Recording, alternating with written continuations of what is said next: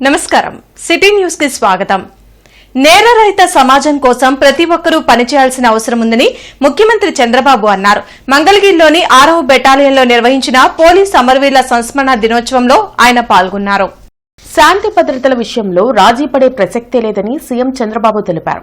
సమాజంలో అలజడులు ఉంటే పెట్టుబడులు రావన్నారు. ప్రజల రక్షణ కోసం ముందుండేది పోలీసులే అని చెప్పారు. మంగళగిరిలోని 6వ బెటాలియన్లో నిర్వహించిన పోలీస్ అమరవీరుల సంస్మరణ దినోత్సవంలో హోంమంత్రి అనిత, సీఎస్ విజయానంద్, డీజీపీ హరీష్ కుమార్ గుప్తాతో కలిసి ఆయన పాల్గొన్నారు. ఈ సందర్భంగా పోలీసుల నుంచి గౌరవ వందనం స్వీకరించారు. మృతి చెందిన పోలీస్ అమరవీరులకు ఘన నివాళులర్పించారు. అమరవీరుల పుస్తకాన్ని సీఎం ఆవిష్కరించారు.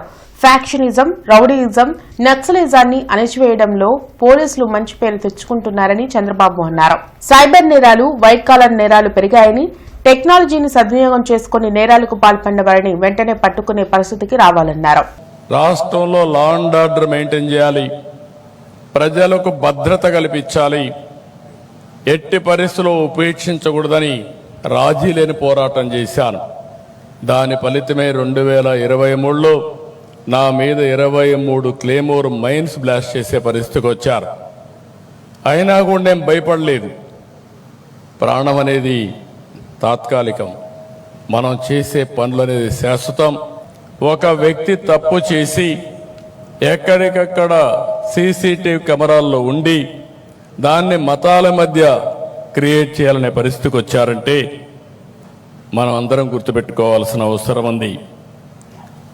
సకాలంలో పోలీసు వ్యవస్థ యాక్ట్ చేశాం కాబట్టి తీవ్రమైన నష్టాన్ని నివారించగలిగాం.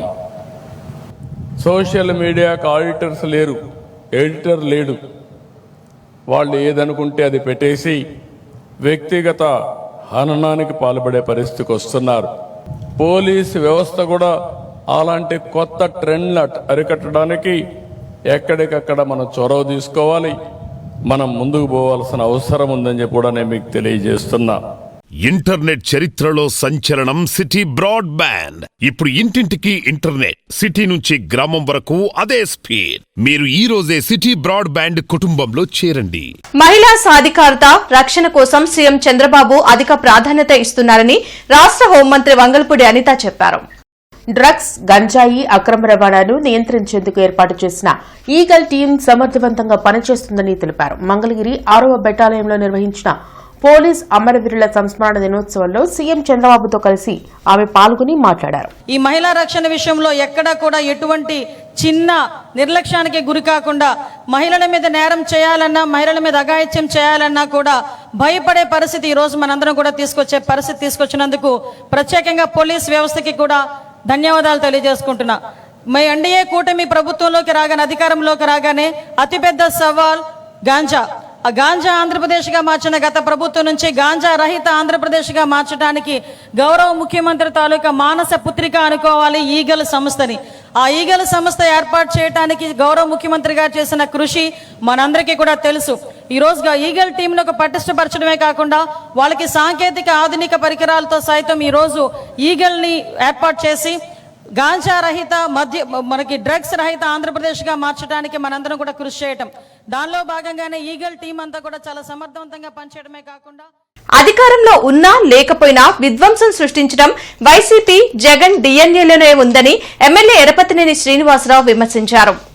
టీడీపీ కేంద్ర కార్యాలయంలో మీడియాతో మాట్లాడారు. ఈ విధ్వంస డిఎన్ఏ మందులకు, ఆపరేషన్కు లొంగేది కాదని, దానిని కంట్రోల్ చేయడం ప్రజలకే సాధ్యమని ఆయన అన్నారు. విశాఖ డేటా సెంటర్కు ప్రపంచవ్యాప్తంగా ప్రశంసలు వస్తూ ఉంటే వైసీపీ విమర్శించడం విడ్డూరంగా ఉందని ఎరపతినేని పేర్కొన్నారు.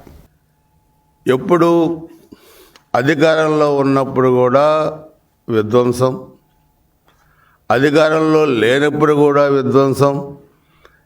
ఈ విధ్వంసం వీళ్ళ వైసీపీ, జగన్ డిఎన్ఏలోనే ఈ విధ్వంసం అనే ఒక విషతుల్యమైన పదార్థం వాళ్ళ డిఎన్ఏలో, వాళ్ళ రక్తంలో ఉంది.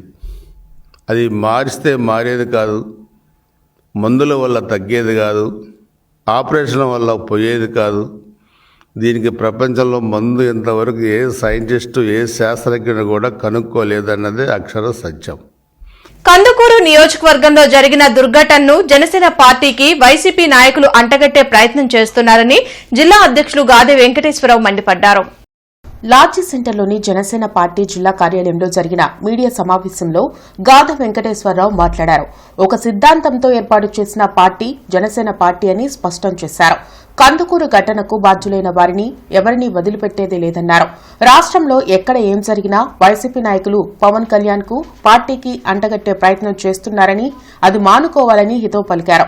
ఆసుపత్రిలో చికిత్స పొందుతున్న బాధితులకు జనసేన పార్టీ అండగా ఉంటుందని హామీ ఇచ్చారు. ఈ కార్యక్రమంలో చందు సాంబశివరావు ఇతర ముఖ్య నేతలు పాల్గొన్నారు. మరొకసారి చెప్తున్నాం, వైఎస్ఆర్ పార్టీలో ఉన్నటువంటి ఈ సోకాళ్ళు బ్యాచ్ అందరూ కూడా మీరు సందు దొరికితే పవన్ కళ్యాణ్ గారిని ఏదో ఇరికించాలనే ప్రయత్నం చేస్తామో ఏ సందుల్లో కూడా మీరు ఇరికించలేరు. జనసేన పార్టీ ఇరుక్కోవాల్సిన అవసరం లేదు. మేము చాలా క్రిస్టల్ క్లియర్గా ఉన్నాం, పారదర్శకంగా ఉన్నాం. కనుక మీరందరూ కూడా దయచేసి ఇకనైనా మానుకుని, మీ యదవ రాజకీయాలు మానుకుని రాష్ట్రం కోసం, రాష్ట్రం ప్రజల కోసం మంచి చేసే ఆలోచన చేయండి అని చెప్పేసి కోరుకుంటూ, కారణాలతో జరిగినప్పటికీ కూడా జరిగింది ఒక బ్రూటల్ చర్య, దాన్ని ఖండిస్తాం మనం. దానికి కులంతో ముడిపెట్టడం అనేది సభ్య సమాజంలో సరైన పద్ధతి కాదని చెప్పేసి మేమైతే చెప్పదలుచుకున్నాం. 6 దశాబ్దాల పాటు నగర ప్రజలకు సేవలందించిన శంకర్ విలాస్ బ్రిడ్జి త్వరలోనే పూర్తిగా కనుమరుగు కానుంది. నగర ప్రజల సౌకర్యార్థం కూటమి ప్రభుత్వం 4 లేన్ల శంకర్ విలాస్ బ్రిడ్జ్ నిర్మాణం చేపట్టింది. ఆ క్రమంలోనే పాత శంకర్ విలాస్ బ్రిడ్జిని 90% నేలమట్టం చేశారు. మిగిలిన 10% బ్రిడ్జ్ రైల్వే లైన్ల పైన ఉండిపోయింది. దాన్ని తొలగించాలంటే కేంద్ర రైల్వే బోర్డు అనుమతి తప్పనిసరిగా తీసుకోవాల్సి ఉంటుంది. కేంద్ర సహాయ మంత్రి పెమ్మసాని చంద్రశేఖర్ ఆ పని మీద ఉన్నారు. త్వరలోనే రైల్వే బోర్డు నుంచి అనుమతి తీసుకుని మిగిలిన శంకర్ విలాస్ బ్రిడ్జ్ ని పూర్తిగా తొలగిస్తారు. దీంతో గుంటూరు నగర ప్రజలకు పాత శంకర్ విలాస్ బ్రిడ్జ్ ఒక జ్ఞాపకంలో నిలిచిపోతుందని ప్రజలు భావిస్తున్నారు.